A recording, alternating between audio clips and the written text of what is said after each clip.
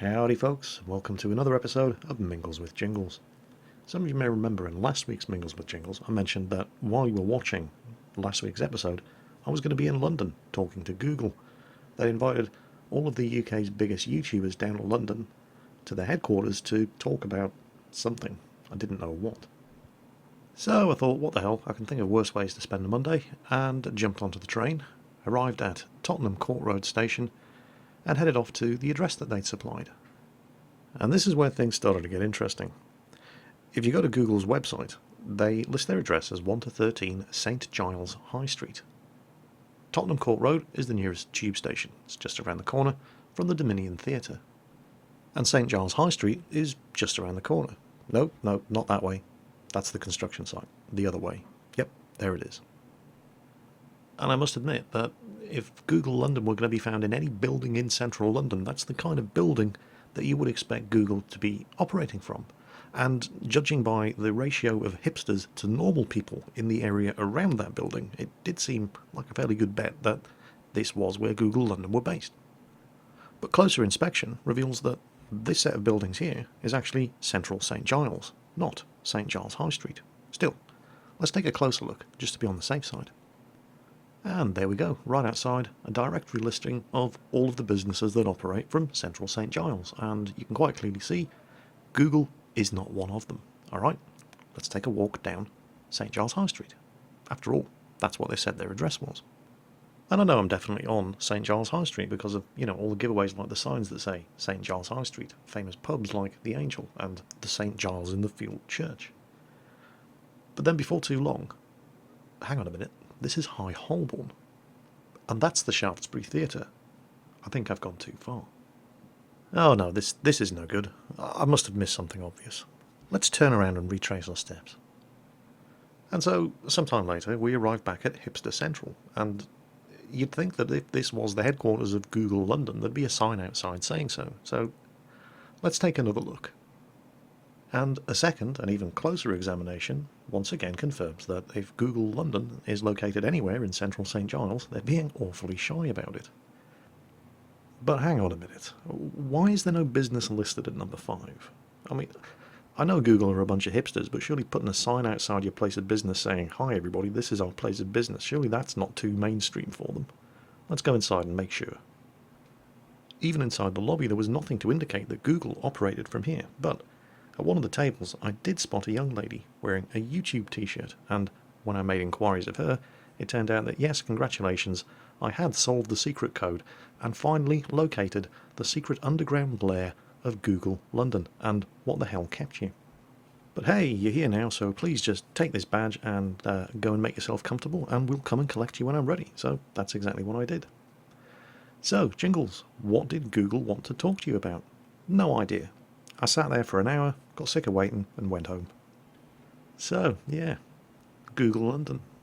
And I realise that, my conclusions here are probably not going to come as a great surprise to many of you who've seen what Google have done to YouTube since they took over, but perhaps, and I'm only making suggestions here, but perhaps if instead of concentrating on making sure that all of your offices have bowler hat-shaped light shades, or making sure that your engineers get to work in an office that's themed to look like the interior of a science fiction starship, instead of things like that, you focused on, well, I know Dan Brown's novels are immensely popular for some unfathomable reason, but not everybody really has the time or the inclination to have to go through figuring out the fucking Da Vinci Code just to try to find out where it is you're based.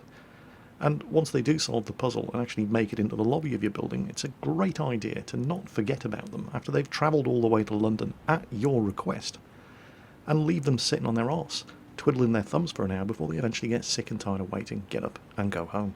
I'm just saying. So, for the rest of us, the next time Google changes something on YouTube and fucks it up beyond all recognition, and you're left holding your head in your hands and thinking, why? How can somebody be this incompetent on such a regular basis? Now you understand. Incidentally, is it just a hipster thing, but I have never, outside of Britannia Royal Naval College, seen so many people wearing red corduroy trousers. I just don't... Seriously? It must be a hipster thing. So what exactly was it that Google wanted to talk to? I mean, it wasn't just me. There's a whole bunch of YouTubers were invited along. And what was it all about? Don't know. Don't know. Don't really care at this point. Screw 'em. So anyway, moving on to something slightly more interesting. And I swear I'm going to actually get some questions answered this week. And in fact, we're going to start off with a question. This was Devil's Eye CT. Although, to be fair, many of you have asked this question. Last year I stopped putting Airsoft videos up when it started getting a bit colder. And I said, yep, don't worry, when the summer months come, I will definitely be going back up to Combat South and doing more Airsoft stuff. And you all waited patiently, and there haven't been any other Airsoft videos. I know, and you do deserve an explanation. Well, there's actually a couple of explanations, but they mostly just boil down to poor timing and laziness. I didn't say it was going to be a good explanation. But it is what it is. Airsoft generally gets played on Sundays around here.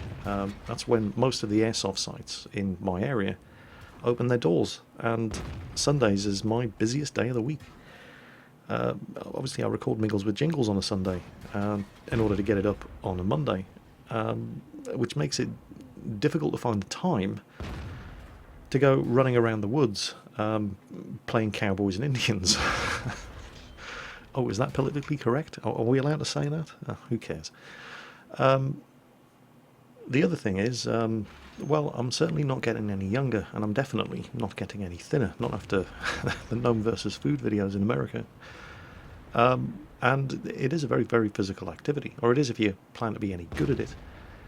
And that's one of the reasons why you didn't see an awful lot of GoPro footage of myself running around the woods last year when I was putting some of those Airsoft videos up. It was because there's only so much running around the woods I can do before I just get blinded. I can't see a thing because my goggles steam up, and you have to wear eye protection.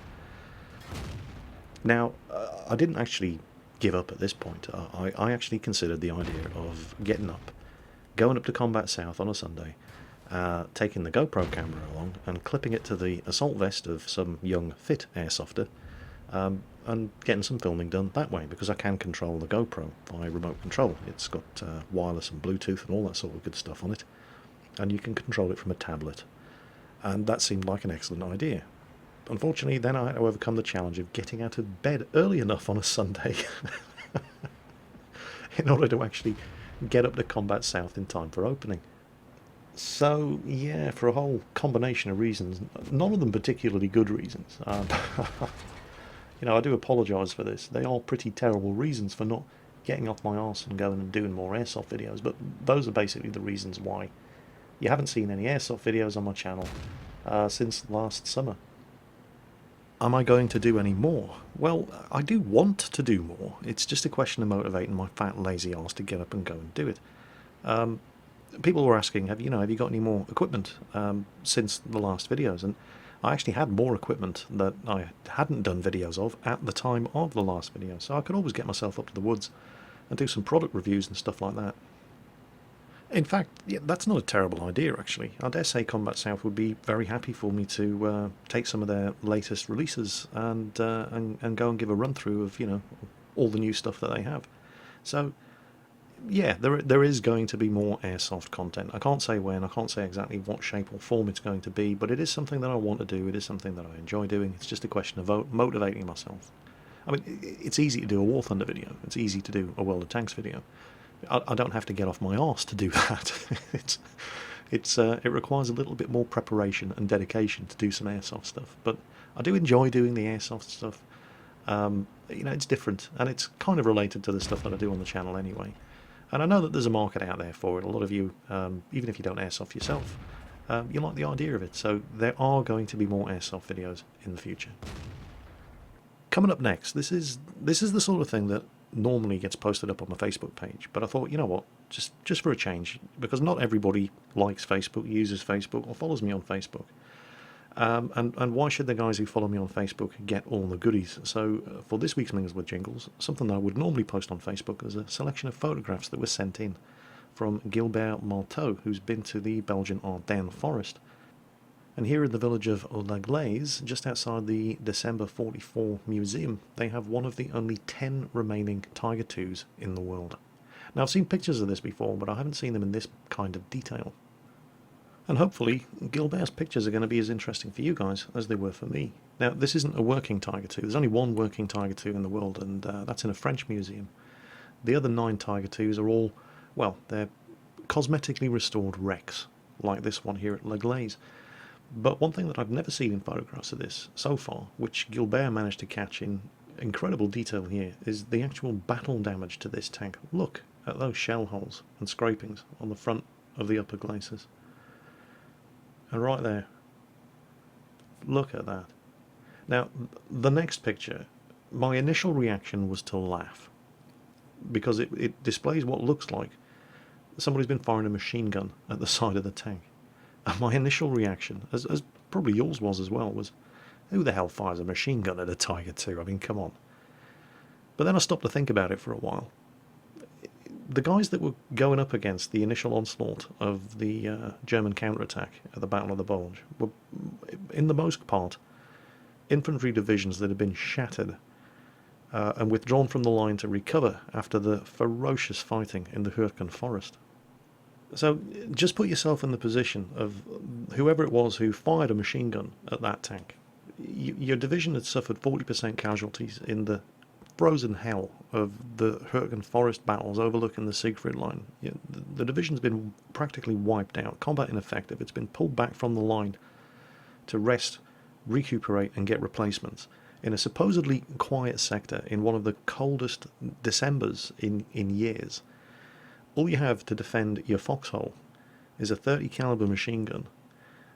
The nearest foxhole is 200 meters away, and then these monsters come roaring at you through the trees and the fog. You wouldn't think it was quite so funny then, would you? So thank you very much to Gilbert Marteau, who sent these pictures in from his visit to Le Glaze in the Belgian Ardennes. Anyway, now for something that I normally do right at the beginning of the Mingles with Jingles. I'm changing everything up this week. It's gaming news. I'm going to start off with War Thunder patch 1.43. There's more details about patch 1.43 have been made official. In particular, what I wanted to talk about was the news of what's happening to arcade battles. And here's War Thunder's promotional video just explaining the details. Hello, pilots and tankers. Today, we would like to tell you about the changes to arcade tank battles modes planned for introduction in the War Thunder 143 update. From now on, this mode will allow you to use aircraft to support ground forces. All players will start the battle on the ground. Destroying 2 enemy tanks makes it possible to fly an attacker aircraft, while destroying 3 tanks unlocks a heavy bomber. Selecting an appropriate class of aircraft using the icons at the bottom of the screen starts a special mini-event. Your job is to inflict maximum damage on the enemy's ground forces within a short period of time. Allies can fly fighters to cover your devastating raid, while the opponents will try to intercept you. Your squad mates will receive an invitation to participate in the mini-event first, and after several seconds, all the team members will be able to join. As you can see, the aircraft used in the event do not depend on the selected tank nation. You don't even need to have aircraft in your crew slots. Please note, your tank does not disappear. It remains on the ground and can be destroyed by the enemy. Take cover in a safe place before getting into a dogfight. The artillery support system was reconsidered as well. At first, it is not available to anyone, but by destroying enemy tanks, you can collect up to a maximum of 3 artillery volleys to use them separately or all at once.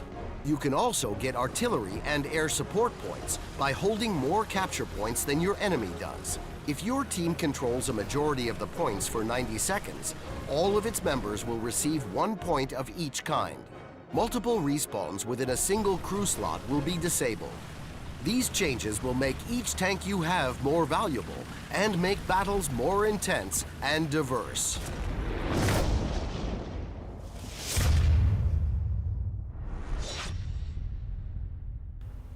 So, what was your initial gut reaction to that news announcement? You're going to have aircraft available in arcade battle as well as in realistic and simulator. Mixed battles, with tanks at the same time. My initial reaction was that it was a terrible idea. And the reason I thought it was a terrible idea was because Well, there's only a limited number of things a tank can do to defend itself against an aircraft. Yes, there are flak tanks, and there are going to be more flak tanks available in patch 1.43, but that's no good to you if you're driving a T-44 around at the time a B-17 drones overhead. And while it is not easy at all in realistic and particularly simulator battle mode to land a bomb or a rocket on a moving tank, it's so easy to do it in arcade that even I can do it. So yeah, my initial reaction, oh, terrible idea, terrible, horrible idea, and that appeared to be the general consensus on the forums as well. Most people's gut reaction to the news of having aircraft available during mixed tank battles in arcade mode was, oh god, Gaijin, what are you doing? But then I started to think about it a bit more, and as is usually the case, my initial reaction is, oh, horror. But then I consider the implications, and it's not actually... It's got the potential to go horribly, horribly pear-shaped, but if it's done properly, I think it could actually be pretty good. So, how exactly is it going to work in its current incarnation? Well, there's a couple of things that we do know, and there's a couple of questions that haven't really been answered yet, so we'll go through it. First of all, arcade battles. Obviously, they're not using this mechanic, if you like, in realistic or simulator. In realistic or simulator, if you get yourself into a mixed battle and you have aircraft in your lineup, you can pick your aircraft right from the start. And it's aircraft that you have owned and unlocked. It's going to be substantially different in arcade. For a start, you can have a complete tank lineup and still have access to aircraft. Now, it's not aircraft that you are going to have unlocked. Apparently, there are specific attack aircraft and specific bombers that will be unlocked regardless of whether or not you actually own those aircraft. So it works like this. Everybody spawns in tanks at first. And then as you go about getting kills of enemy tanks, you start unlocking the option to, and it's only an option, you don't have to do it, but you start unlocking the option of jumping into either an attack aircraft or, when you get more kills of enemy tanks, a bomber. If you do choose to jump into an aircraft, your tank remains on the battlefield. Now, what's not clear at this stage is what happens to your tank, or what happens to you in the aircraft if your tank gets knocked out. Presumably, the tank gets knocked out, and when your aircraft gets shot down, you have to pick another tank to spawn in. But if your tank survives and your aircraft gets knocked out, then presumably you'll just pop back into the tank and then carry on going around killing other tanks. And this is kind of where it has the potential to go horribly wrong, because what it's basically doing is it's rewarding people who are doing well by giving them a more powerful weapon in order to inflict even more damage on the enemy team. So if you've driven around in the first 3 minutes of the match and already knocked out 5 enemy tanks, it then says, okay, well, you're very, very good at knocking out the enemy tanks, so here's a fighter bomber. Now you can knock out enemy tanks without them having much of a chance of actually being able to return fire against you. So the problem is that a team that already starts off doing well could be given a runaway advantage, and it makes it very, very hard for the team that's behind on kills to actually come back and stand a chance of winning the game. And that's a very important part of game design. Nobody wants to feel as if they never have a chance of winning, even when they don't have a chance of winning, because the enemy team just by chance happens to consist of so much better players. There has to be a way that you can at least be given the illusion of thinking that you've got a chance of coming back from an almost certain defeat. And even when you realise that it's just, the matchmakers just screwed us here, the enemy team is so much better than we are, it's going to be really hard to win this. That you can deal with, because in the next match you might have all the best players on your team. But if it's a close game, if there's not that much of a difference between your team and the enemy team, but the enemy team gets ahead at the start and then suddenly gets handed a whole bunch of B-17 bombers, and it's the game that is handing the advantages to the enemy team, and it's the game that is giving them the tools to defeat you, rather than being outplayed by the enemy team. That is really going to upset people and piss people off. When the game gives an advantage to a team that is already doing better than you are, and just makes it impossible for you to come back from being down and turn a defeat into a victory. And that is the big potential problem. I'm not saying it is a problem because I haven't played it, but that's the potential problem that this kind of change to the gameplay in arcade mode could throw up, and it's It's something that's going to have to be handled very, very carefully.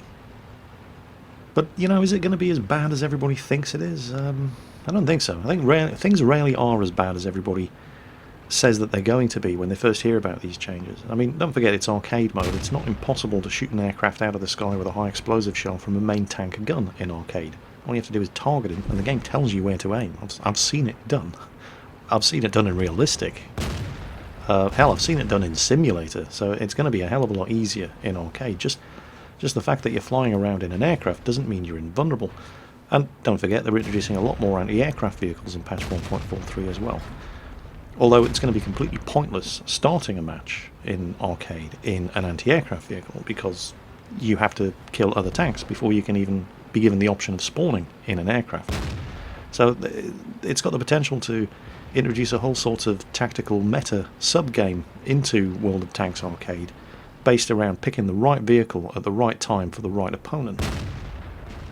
Now, as far as the whole changes to the artillery mechanic are concerned, that's got me a little confused, because I didn't really see any need for them to change it. I thought that the implementation of artillery was very, very good in War Thunder. I thought certainly better than in World of Tanks, in so much as it actually does what it's supposed to do in War Thunder, discourage camping, in a way that it just doesn't in World of Tanks. However, there was, of course, the one thing that was wrong with artillery in War Thunder, and it wasn't anything that was actually wrong with artillery, it was to do with the elevated view of the battlefield that you got when you activated the artillery consumable before actually using it, which people were using as an exploit in order to basically scout the battlefield without actually using the artillery. And it may be that they've fixed that as well. I don't know. It wasn't immediately apparent from watching the video.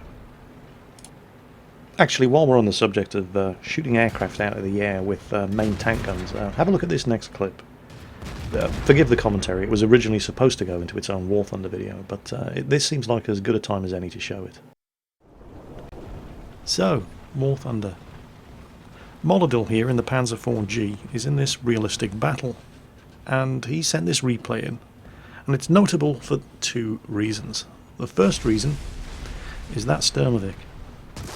Oops, let's see how you fly with one wing, comrade. He said it was the Panzer IV-G. I didn't realise it was a flak Panzer IV-G. So that's the first reason why this was an impressive replay. And this is the second reason. Remember, this is realistic battle. There's no aim assistance.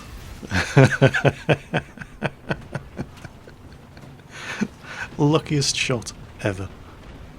You see, you can already do that in realistic and simulator, and that's without the game telling you where to point the gun barrel. So I think people are getting a bit too excited about the implication of, you know, what this is actually going to mean for arcade battles. Wait and see what it's like before you pass judgment. Give it a chance. Give it a chance to fail before you write it off. In other news, anybody who's seen any of the videos I've uploaded since Friday will be all too aware that I went to the EGX show at London this year, and the first day I was there, I was dressed up as a stormtrooper, took part in the cosplay on the first day, and then wandered around looking at all the gaming events on the second day, and I've already got 2 videos of that up. Some of you may have seen it, some of you may not have. All I wanted to do here was just take the opportunity to show off the pictures of all the guys that that I met when I was there, guys that recognised me, subscribers, so this is their shout out. I did promise I'd make them famous, and here it is. So there you are.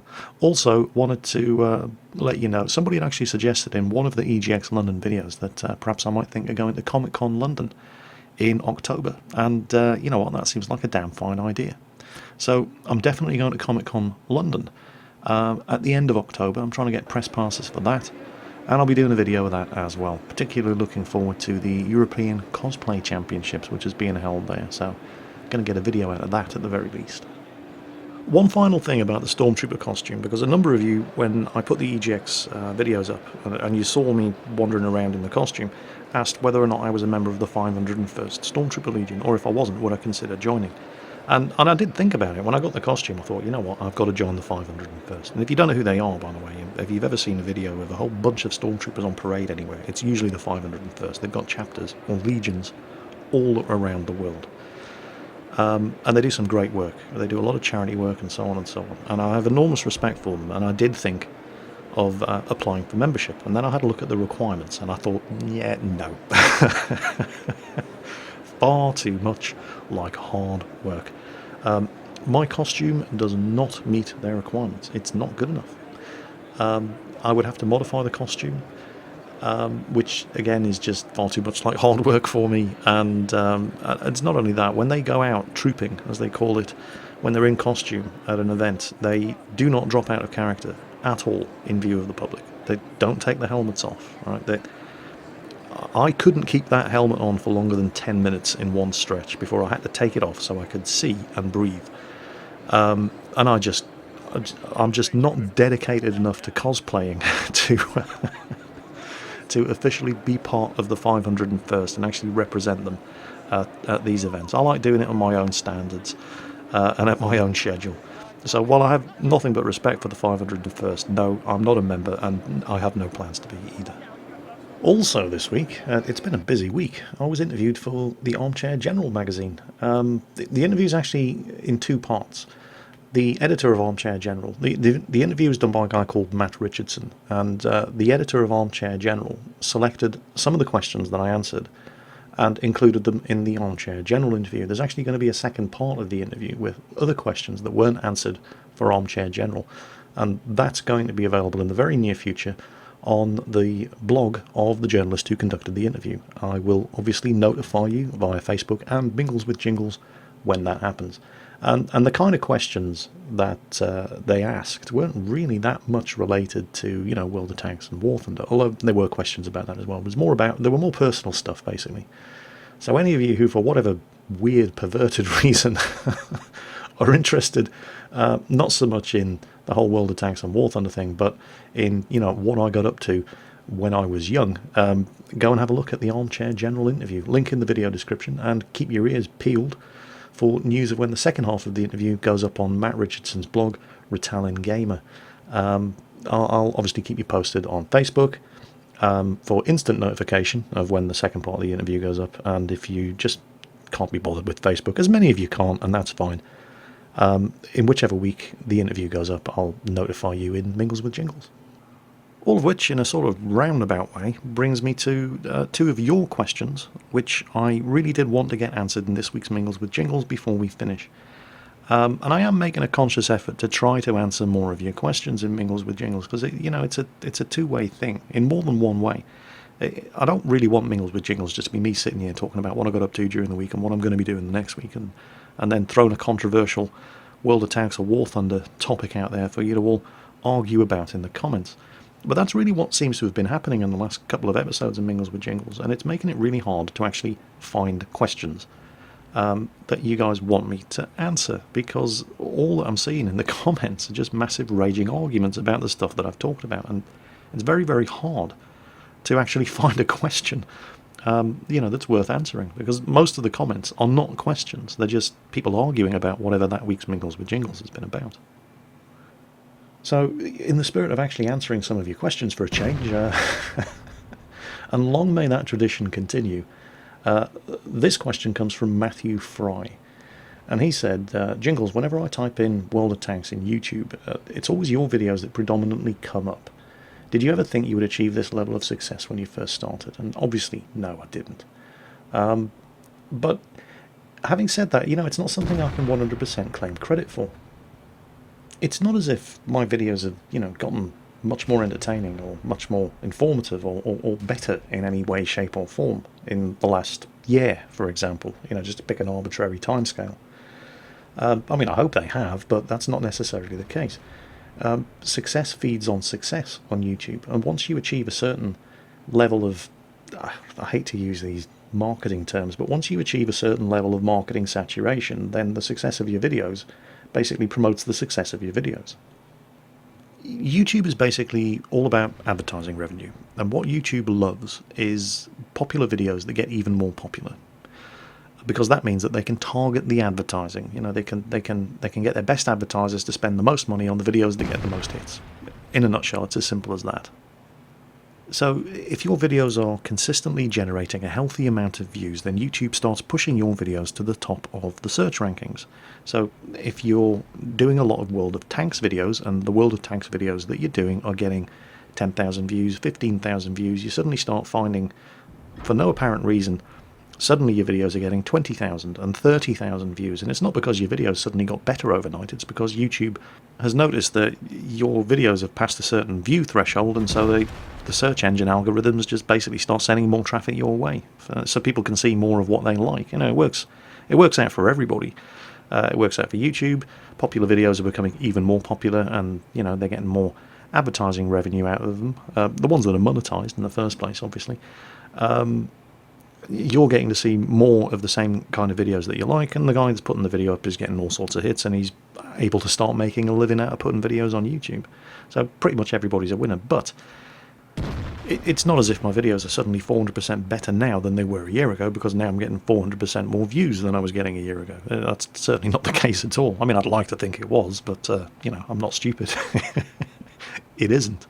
It's just that YouTube's search engine algorithms have basically given me a hand up, and it's not, I'm not special in that respect. It happens to everybody once you pass a certain threshold in the number of views that your videos get. I'm certainly not sitting here thinking, oh yes, I've done really, really well on YouTube, and it's all because of my own hard work and talent, because that just is not the case.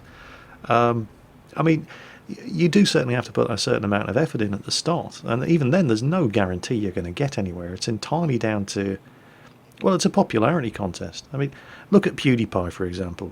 Congratulations to him, he's done fantastically well, but basically all he does is just sit there laughing his ass off while playing games, and you could say that to an extent that's what I do, and there's an element of truth in that.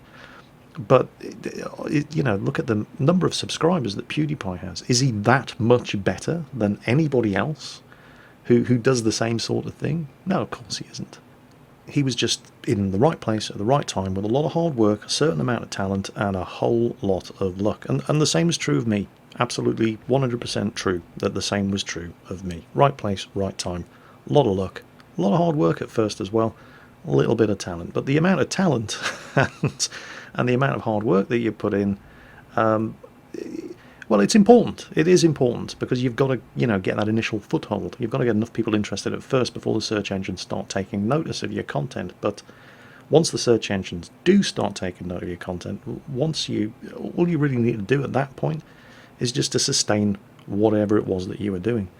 And the rest falls into place. YouTube really does look after its own in that respect. Final question of the week comes from Daredemon666, who's about to finish school in the UK and wants to join the Royal Marine Commandos. Wants to know if I had any advice for him. Yes, the Royal Marine Commandos, Her Majesty's finest.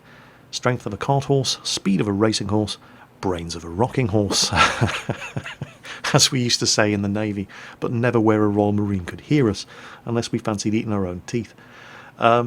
If I had any advice for you, if you're thinking of trying out for the Royal Marines, then get fit. Start training now. Seriously, give yourself a minimum of 3 months before going down for commando training to knock yourself into shape.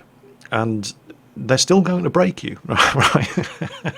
Don't be under any illusions, okay? Doesn't matter how fit you are when you go in, they're still going to break you. You are still going to be in a lot of pain for a very, very long time while they're training you. But the amount of pain that you're going to be in is going to be directly proportional to how fit you are before you start doing Royal Marine training. And best of luck to you, because it's the longest basic infantry course in the world. And then at the end of it, you've got the commando course as well. So, good luck with that. Seriously, good luck. And nothing but respect for you if you manage to get through it. The Royal Marine Commando course and the Paratroop Regiment P Company, anybody who manages to get through those in one piece earns my undying respect. So best of luck to you. I sincerely hope you're successful, but do yourself a favour and prepare in advance before you go down there, and save yourself a lot of pain. I mean, you're going to be in a lot of pain anyway, but you're going to be in less pain than you would have been if you hadn't bothered getting yourself fit before you went down there. And that's it for this week's Mingles with Jingles. See you next week, same time, same place. Take care.